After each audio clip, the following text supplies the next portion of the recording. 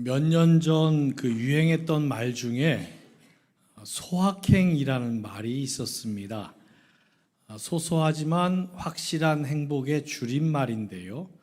우리 일상에서 그 소소한 일들을 통해서 찾을 수 있는 행복을 의미합니다. 예를 들어서 아침에 출근할 때마다 매일같이 버스가 시간 맞춰 딱딱 와줄 때, 또 오전을 바쁘게 보냈는데 오후에 느긋하게 커피 한 잔을 할 수 있는 여유가 생길 때, 오랜만에 내가 좋아하는 사람과 만나서 같이 밥을 먹고 차를 마시고 마음껏 수다를 떨 수 있을 때, 이런 일이 소확행입니다.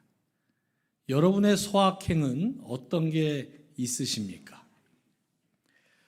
저는 지난 한 주간 저의 그 소확행을 한 가지 분명하게 확인할 수 있었습니다. 말을 할 수 있다는 것. 이게 정말 소확행, 아니 대확행이라고 느껴본 한 주간이었습니다. 제가 지난 한 주간 동안 목감기가 아주 심해서 말을 제대로 못했습니다. 그래서 한 주간 설교를 못했고 대신방 일정도 다 연기를 해야 했습니다. 지금은 그래도 이렇게 말이 나오지만 지난주 한 화요일 정도까지는 거의 뭐 이렇게 쇳소리가 나올 정도로 소리를 제대로 못 냈었는데요. 목사는 말을 해야 하는 사람인데 말을 할 수 없으니까 정말 답답했습니다. 그래서 말할 수 있다는 게 얼마나 감사한 일인지 이번에 다시 깨달았습니다. 여러분, 우리가 당연하게 여기고 있는 것들 중에 사실은 당연하지 않은 게 참 많이 있습니다. 어느 그 대학병원 수술실에서 한 환자가 혀에 있는 종양 때문에 결국 혀를 절단해야 하는 수술을 받게 됐습니다. 마취를 하기 전에 의사가 이 환자에게 물었습니다. 마지막으로 하실 말씀이 없으십니까? 이렇게 물은 이유는 수술이 끝나면 이제 더 이상 말을 할 수 없게 되기 때문이었습니다. 그 질문에 잠시 침묵이 흐른 후에 그 베드에 누워있던 환자가 마지막으로 한 말은 하나님 감사합니다, 이 한마디였습니다. 새치혈을 주셔서 지금까지 70년 동안 말을 하고 살았는데 그걸 한 번도 감사해 본 적이 없었기 때문입니다. 여러분, 성경은 우리에게 그렇게 감사하라고 가르치는데 우리 삶은 왜 감사하며 사는 것이 생활화되지 못할 때가 많이 있습니까?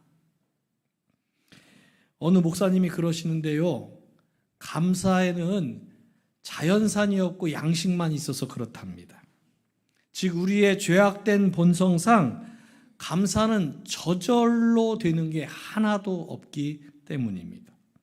그러면 어떻게 해야 감사를 생활화할 수 있습니까? 오늘 본문을 보십시오. 사도 바울은 감사를 생활화할 수 있는 방법을 우리에게 가르쳐 줍니다. 아주 간단하지요. 범사에 감사하라. 범사에 감사하는 게 그리스도 예수 안에서 너희를 향하신 하나님의 뜻이니라. 즉 범사에 감사하는 것은 하나님이 우리에게 강력하게 원하시는 것입니다. 사랑하는 성도 여러분, 그래서 우리는 범사에 감사하며 살아야 합니다. 어떻게 해야 범사에 감사할 수 있습니까? 세 가지를 꼭 기억하십시오. 먼저 한번 따라해 보십시오. 이미 주신 것에 감사합시다. 하나님은 저와 여러분들에게 이미 많은 것을 주셨습니다. 생명, 건강, 가족, 믿음, 교회. 적어도 여기 계신 분들은 이 정도는 이미 다 받으신 분들입니다. 그런데 생명, 건강, 가족, 믿음, 교회가 있다는 것에 얼마나 감사해 보셨습니까? 주일에 교회 나와 예배 드릴 수 있는 거 당연한 겁니까? 아니지요. 우리가 지난 코로나 때 아주 생생하게 겪어봤지 않습니까? 주일이 됐는데도 교회에 모여 예배 드릴 수 없었던 초유의 일을 우리가 경험해 봤습니다. 또 몸이 아파 보십시오. 주일에 교회에 오고 싶어도 올 수가 없습니다. 또 예전에는 주일에 출근시키는 직장들이 참 많았습니다. 그래서 주일 성수를 하고 싶어도 못하는 분들이 참 많았던 그런 시절도 있었습니다. 여러분, 하나님은 여러분에게 이미 많은 걸 주셨습니다. 그래서 아직 없는 걸 볼 것이 아니라 이미 주신 걸 보면서 감사할 줄 알아야 합니다. 왜 그래야 합니까? 생명이나 건강이나 가족이나 믿음이나 교회나 이런 것들 중 영원한 것이 없기 때문입니다. 언젠가는 생명도 건강도 가족도 다 사라질 때가 올 것입니다. 그래서 이미 내게 주신 것 앞에 감사할 줄 알아야 합니다. 그런데 우리는 오병이어 사건 때 보여준 예수님 제자들 같을 때가 종종 있습니다. 그 사건을 한번 다시 생각해 보십시오. 예수님 따르는 무리들이 5천 명이 넘게 모여 있었습니다. 하루 종일 예수님을 따라다니다가 저녁 때가 되니까 제자들이 이 많은 사람들을 어떻게 먹일 수 있을까 걱정을 시작했습니다. 그래서 먹을 걸 찾아봤지만 고작 물고기 2마리, 보리떡 5개가 전부였습니다. 그래서 제자들 걱정이 너무너무 컸는데 그런 제자들을 보신 예수님이 물고기 2마리, 보리떡 5개 가지고 오라 하시더니 그걸 들고 하나님께 축사, 즉 감사 기도를 드리셨습니다. 그리고 그걸 나눠주라 말씀하셨습니다. 그런 다음 우리가 아는 오병이어의 기적이 일어났습니다. 여러분, 예수님 제자들의 문제가 무엇이었습니까? 이미 주신 것 앞에 감사할 줄 몰랐던 것이 예수님 제자들의 문제였습니다. 그런데 우리도 그렇습니다. 5천 명 대 오병이어 이런 상황 앞에 놓이게 되면 여러분은 어떻게 하시겠습니까? 5천 명을 보면서 걱정하시겠습니까? 아니면 이미 주신 오병이어를 가지고 감사하시겠습니까? 오늘 사도 바울은 범사에 감사라고 했습니다. 사도 바울이 말한 범사에는 보잘것없는 오병이어도 당연히 포함됩니다. 이미 주신 것이기 때문입니다. 여러분, 그래서 범사에 감사하려면 5천 명을 볼 것인지 오병이어를 볼 것인지 선택해야 합니다. 그 선택에 따라 이미 주신 것 앞에서 범사에 감사할 수도 있고 5천 명을 바라보며 염려하고 낙심할 수도 있습니다. 어느 쪽을 여러분 선택하시겠습니까? 오병이어를 보면서 범사에 감사할 줄 아는 여러분 되시길 주님의 이름으로 축원합니다. 두 번째로 한번 따라해 보시기 바랍니다. 작은 것에 감사합시다. 여러분이 집을 샀는데 1년 만에 그 집값이 2배가 올랐다고 한번 생각해 보십시오. 또 주식 투자를 했는데 요새 뭐 그런 말을 쓴다고 그래요. 엄청나게 오르면 떡상했다. 그래서 내가 산 그 주식 가액보다 몇 배가 뛰어서 엄청난 이득을 봤다면 여러분 어떻게 하시겠어요? 당연히 감사하실 겁니다. 그렇죠? 그러면 올 초에 직장 다니시는 분들 월급이 한 3%, 4% 올랐다면 올해 보니까 공무원 임금 인상률이 2.5%던데요. 뭐 2.5%든 3%든 4%든 연초에 그 월급 오른 것 앞에서 감사해 보셨습니까? 여러분, 일이 잘 될 때는 예수 안 믿는 사람들도요 누구나 감사할 줄 압니다. 제 고향 친구가 몇 년 전에 큰 기업의 임원이 됐습니다. 그래서 저하고 가까운 친구들을 불러서 고급 식당에 초청해서 거하게 저녁을 샀습니다. 그러면서 저한테 기도해줘서 고맙다 그런 인사를 하는 거예요. 참고로 그 친구는 예수 안 믿는 친구입니다. 평소에 가끔 만나면 교회 나가라, 예수 믿어라 그렇게 이야기해도 안 듣더니 승진하고 나니까 기도해줘서 고맙다는 인사를 저한테 하는 겁니다. 여러분, 예수 안 믿어도요, 일이 잘 되면 많은 사람들이 감사할 줄 압니다. 그래서 갑자기 큰 돈을 벌게 되면 그 중에 일부를 좋은 일에 기부할 줄 아는 사람들이 예수 안 믿는 사람들 중에도 많이 있지요. 그래서 여러분, 우리가 일이 잘 됐을 때 감사하는 걸 가지고 하나님의 자녀로서 이만하면 내가 감사하며 살고 있구나라고 착각하지 마시기 바랍니다. 범사에 감사하는 것은 일이 잘 되고 큰일 앞에서 감사하는 게 아닙니다. 범사에 감사는 작은 것에 감사할 줄 아는 것입니다. 설교 시작할 때 말씀드린 것처럼 지난 한 주간 목감기를 심하게 앓으면서 제가 말을 해야 할 때 자유롭게 말을 할 수 있다는 게 얼마나 감사한 일인지 다시 깨달았습니다. 말이야 입이 있으니까 당연히 하는 거 아닙니까? 그렇게 생각할 수도 있는데요, 목감기 한번 심하게 걸려 보십시오. 그거 아닙니다. 지난 한 주간 동안 그래서 설교를 못했습니다. 그렇지만 새벽 기도회나 수요 예배나 금요 기도회 나왔으니까 그 예배 중에 찬송을 부르는 시간이 있을 때 찬송을 부르려고 하는데요, 목소리가 제대로 안 나오고 찬송을 한두 소절 부르다 보면 계속 기침이 나오는 겁니다. 찬송을 부르고 싶은데 마음대로 찬송할 수 없다는 게 얼마나 속상한 일인지 지난 한 주간 동안 아주 뼈저리게 체험했습니다. 여러분, 예배 시간에 찬송 부를 때 절대로 립싱크 하지 마십시오. 댄스 가수도 아닌데 왜 여러분 립싱크를 하십니까? 하나님께서 여러분에게 소리내어 찬양할 수 있는 음성을 주신 것에 감사하면서 최선을 다해 찬양하십시오. 부르고 싶어도 부를 수 없는 날이 곧 올 것입니다. 그 날이 오기 전 하나님께서 여러분에게 음성을 주셨을 때, 여러분의 성대를 하나님께서 지켜주셨을 때 그 성대로, 그 목소리로 마음껏 최선을 다해 찬양하는 여러분 되시기를 주님의 이름으로 축원합니다. 화학약품을 쓰는 공장에서 오랫동안 일했던 분에게 들은 이야기입니다. 동사무소 가서 지문을 찍어야 하는 일이 있어서 동사무소를 갔는데 아무리 찍어도 지문이 안 나오는 겁니다. 그것 때문에 아주 애를 먹었는데요, 독한 약품을 쓰는 공장에서 오랫동안 일하다 보니까 지문이 다 닳아서 지워져 버렸던 것입니다.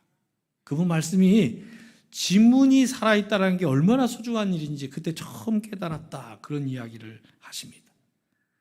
여러분, 우리가 감사하는 게 생활화가 잘 안 되는 이유가 있습니다. 작고 평범한 일에 감사할 줄 모르기 때문입니다.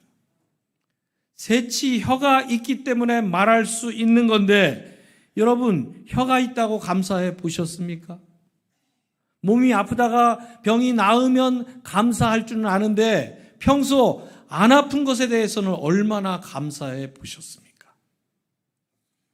스펄전 목사님은 하나님은 별빛에 감사하는 자에게 달빛을 주시고, 달빛에 감사하는 자에게 햇빛을 주시고, 햇빛에 감사하는 자에게 영원한 은혜의 빛을 주신다, 그렇게 말했습니다. 사랑하는 성도 여러분, 작은 것에 감사하십시오. 그래서 여러분의 감사가 계속 가지를 뻗어 나가서 더 많은 감사의 자리에 서는 여러분 되시길 주님의 이름으로 축원합니다. 마지막으로 한번 따라해 보십시오. 나중이 아니라 지금 감사합시다. 몇 년 전 상영된 찬실이는 복도 많지라는 영화가 있습니다. 흥행에는 완전히 실패한 영화인데요, 제가 우연히 그 영화를 봤던 적이 있습니다. 거기 보면 80대 그 할머니 주인공이 나오시는데요, 그 노인께서 화단에서 죽은 줄 알았던 꽃이 다시 피는 걸 보면서 이런 대사를 한마디 하십니다. 사람도 꽃처럼 다시 돌아오면 좋겠네. 그런데 꽃은 봄이 되면 다시 피지만 우리 인생은 지나가면 다시 결코 필 수가 없습니다. 그래서 지금이 중요합니다. 나중은 우리의 시간이 아닙니다. 제가 저희 집 아이들에게 아비로서 미안한 게 몇 가지 있는데 그 중에 하나가 어렸을 때 많이 못 놀아준 겁니다. 부목사로 한참 사역을 할 때였는데요. 그때는 참 신방도 많이 다녔어요. 그래서 새벽 기도에 나왔다가 그참에 바로 신방을 시작해서 저녁 늦게까지 신방하고 교회 일 하면서 거의 하루 종일 교회에서 살았던 그런 때가 있었습니다. 집에 가면 아이들이 놀아달라고 어디 놀러 가자고 그렇게 때를 쓰고 부탁을 했는데 그때마다 나중에 아빠가 시간 되면 놀아줄게. 시간 날 때 아빠가 놀러 갈게. 그렇게 여러 번 참 약속을 했었는데요. 나중에 막상 시간이 좀 여유가 생기고 나서 놀아줄까 했더니 이미 아이들이 다 커버려서 놀아줄 필요가 없게 돼버렸습니다. 제가 같이 놀자고 해도 같이 놀아주질 않습니다. 누가복음 17장을 보면 병고침을 받은 10명의 나병 환자 이야기가 나옵니다. 10명의 나병 환자가 예수님께 똑같이 병고침을 받았는데 그중 예수님께 와서 감사한 사람은 딱 한 명이었습니다. 그 사람에게 예수님께서 이렇게 물으시지요. 10사람이 다 깨끗함을 받지 아니하였느냐? 그 9은 어디 있느냐? 예수님의 이 질문을 보면 나머지 9명은 병이 나았을 때 예수님께 바로 와서 감사하지 않았다는 게 분명합니다. 은혜를 모르는 사람이다. 그렇게 욕먹을 만하지요. 하지만 그 9명이 정말로 인사성이 없거나 감사할 줄 모르는 사람이었을까? 여러분 쉽게 단정짓지 마십시오. 병이 나았을 때 한시라도 빨리 제사장에게 달려가서 그 병 나은 걸 보여주고 싶었기 때문에 예수님께 못 왔을 수도 있습니다. 그 시절에는 제사장이 나병에 관해서는 나았다 안 나았다를 판정해 주는 사람이었기 때문이죠. 또 나병에 걸리면 그 마을에서 가정에서 추방돼서 저 멀리 격리돼 살아야 했습니다. 아마 몇 년을 격리돼서 살았는지 모르겠습니다. 아무튼 얼마나 가족이 보고 싶었겠어요. 그런데 가족을 다시 만나려면 병이 낫는 것 외엔 방법이 없었는데 그 병이 나은 거예요. 그러니 한시라도 빨리 보고 싶은 가족들에게 내 병이 나았다는 것을 알려주고 싶어서 예수님께 못 왔을 수도 있습니다. 그런 급한 일 먼저 한 다음 나중에 예수님께 감사하러 와야지 아마 그렇게 생각했을 수도 있지요. 그런데 그들에게 나중은 없었습니다. 예수님은 여러 도시를 돌아다니며 복음을 전하셨는데 이 10명의 나병 환자 사건 있은 후에도 바로 예수님은 다른 지역으로 옮겨가셨습니다. 언제 예수님을 다시 만날 수 있을지 알 수 없는 상황이었습니다. 그리고 이 일이 있은 지 얼마 후에 예수님은 십자가에 달리셨습니다. 병고침 받았던 그때가 그들이 감사할 수 있었던 마지막이자 유일한 시간이었던 것입니다. 그런데 그들은 나중이 있을 거라 아마 생각했던 것 같습니다. 호스피스 사역을 하면서 수많은 임종 환자를 지켜본 그 목사님께 들은 이야기인데요. 임종 직전의 환자들이 가족들에게 하는 말 중에 가장 많이 하는 말이 미안하다라는 말이라고 합니다. 그런데 여러분, 예수 믿는 사람은 미안하다라는 말 대신에 감사하다라는 말을 할 줄 알아야 합니다. 왜 그래야 합니까? 오늘 본문을 다시 보십시오. 범사에 감사하라. 이것이 그리스도 예수 안에서 너희를 향하신 하나님의 뜻이니라. 아멘. 여러분, 범사의 마지막 순간까지 감사할 줄 아는 것이 우리를 향한 하나님의 강력한 뜻이기 때문입니다. 그런데 혹시 여러분 중에 나는 아무리 생각해봐도 감사할 게 없습니다. 그런 생각을 가지신 분이 있으십니까? 만약 그렇다면 그런 분에게 제가 이렇게 질문을 드리고 싶습니다. 매일매일 수많은 사람들이 죽어가는데 여러분이 지금 꼭 살아 있어야 할 이유가 있습니까? 제게 설명해 보십시오. 그 사람은 죽어도 되고 나는 살아 있어야 할 이유가 어디에 있습니까? 지금도 지구촌에 구원받지 못한 사람이 수십억 명이 존재하고 있는데 여러분이 꼭 구원받아야 할 이유가 어디에 있습니까? 설명해 보십시오. 제대로 찾아보지 않고서 감사할 게 없다고 함부로 말하지 마십시오. 특별히 지난 5월 우리가 가정의 달로 보냈는데요. 여러분 가정의 달 보내면서 여러분 가정에 대해서 생각해 보셨을 거예요. 아쉬운 거, 후회되는 거, 또 반성하고 회개할 거 많이 생각나셨을 겁니다. 그런데 감사할 것은 얼마나 생각나셨습니까? 그리고 그거 가지고 얼마나 감사해 보셨습니까? 여러분 장미나무에는 가시와 꽃이 함께 있지 않습니까? 그래서 이 장미나무를 보다 보면 우리 가정과 참 닮았다 그런 생각을 하게 됩니다. 왜냐? 어느 가정에나 가시와 꽃이 동시에 존재하기 때문이죠.